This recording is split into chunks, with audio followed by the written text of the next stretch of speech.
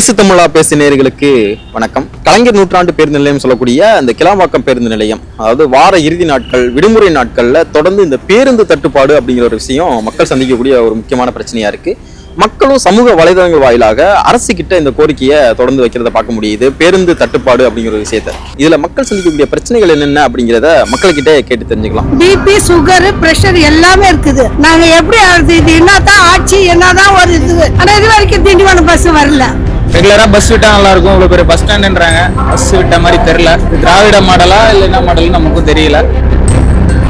அவங்க இங்கதான் இருக்க 8 o'clock விழுப்புரம் தான் போனேன். எவ்வளவு பஸ் இருக்கா, நான் பஸ்ஸே இல்ல. சின்ன பசங்களை வச்சு பாதிக்கு தான் பட்டிருக்கேன். புது பஸ் ஸ்டாப் இது எல்லா ஃபெசிலிட்டி இருக்குன்னு தான் சொல்லிருக்கீங்க. இருக்கு, ஓகே. ஆனா இருந்தாலும் பஸ் வேணும்ல, நாங்க போறதுக்காக தான் மெயின் பிரச்சனையே. விழுப்புரம் போறேன், இன்னும் பஸ் வரல. ½ hour வெயிட் பண்ணிட்டு இருக்கேன். திருச்சி பஸ் வருது, ஆனா திருச்சி போற மட்டும் தான் ஏறணும்னு சொல்றாங்க. பஸ் பத்தலாம் என்ன பண்ண, போராட்டம் பண்ணிதான் ஆகும், வேற வழியே கிடையாது. நாங்க இப்ப நியூஸ் பார்த்துட்டு வந்ததால நாங்க வீட்லயே இருந்துட்டோம். இது பார்க்காம வந்தவங்க எத்தனை பேர் திரும்பி போயிருப்பாங்க. அதனால எல்லாருக்கும் பாதிப்பு தானே.